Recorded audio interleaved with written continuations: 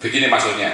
Jadi kalau kita membedah otak kita ini ya, itu sesungguhnya bisa dikelompokkan atau dibagi menjadi beberapa bagian. Ada yang disebut dengan neokortex, itu bagian yang paling permukaan. Kemudian sebelah dalamnya namanya adalah limbic system, dan yang paling pangkal namanya reptilian complex atau otak reptilia. Semuanya ini ketiganya itu satu kesatuan dalam diri manusia, dalam otak kita manusia. Masing-masing mempunyai perbedaan dan fungsi, ya. Jadi perbedaan fungsi dan tugas. Nah, Bapak Ibu semuanya, kita tahu bahwa seluruh diri kita, baik itu secara psikis ataupun juga secara biologis, itu dikendalikan oleh sesuatu yang disebut otak itu. Jadi sesungguhnya kalau apapun yang kita lakukan dari mulai pembicaraan, perilaku, dan seluruhnya ya, sampai pada metabolisme tubuh kita, itu semua dikendalikan oleh yang namanya otak.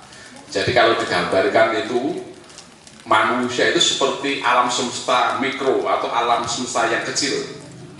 Kalau alam semesta yang mengendalikan adalah Allah Subhanahu wa Ta'ala sebagai pusat titik pengendali, kemudian kalau manusia ada di otaknya.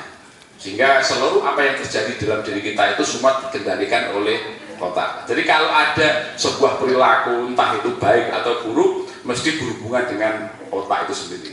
Ada persoalan atau tidak. Ketika orang berperilaku buruk misalnya gitu, maka sebenarnya ada masalah di otaknya, ya kan, ya.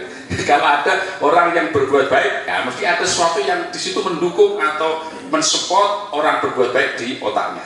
Nah, itu kira-kira bahwa otak adalah sebagai pusat kendali manusia, baik itu jiwa atau raga. Bahkan ketika saya menggunakan tangan jari saya ini sebenarnya adalah kendali otak, ya. Kalau Bapak Ibu, ketika ini ada jari saya ini saya gerakkan gini, kan semua berangkat dari saya punya keinginan di otak, kemudian dia memproses sedemikian rupa, kemudian mengatur detak jantung sampai peredaran darah, sampai otot dan sebagainya, sehingga saya bisa bergerak begini, ya. Jadi semuanya apapun yang terjadi dalam diri kita itu dikendalikan oleh otak kita. Baik itu yang kita sadari atau yang tidak kita sadari. Kalau saya menggerakkan tangan saya ini berarti adalah keinginan otak saya. Keinginan yang ada dalam sumber otak ini kemudian memerintahkan untuk mengendalikan jari untuk bergerak. Tapi ada juga hal-hal yang tidak kita sadari. Jadi misalnya peredaran darah, Bapak Ibu semuanya atau adik-adik. Jadi darah kita mengalir sedemikian rupa dari jantung terus ke tubuh, kembali ke jantung lagi. Itu semuanya adalah dikendalikan oleh otak kita.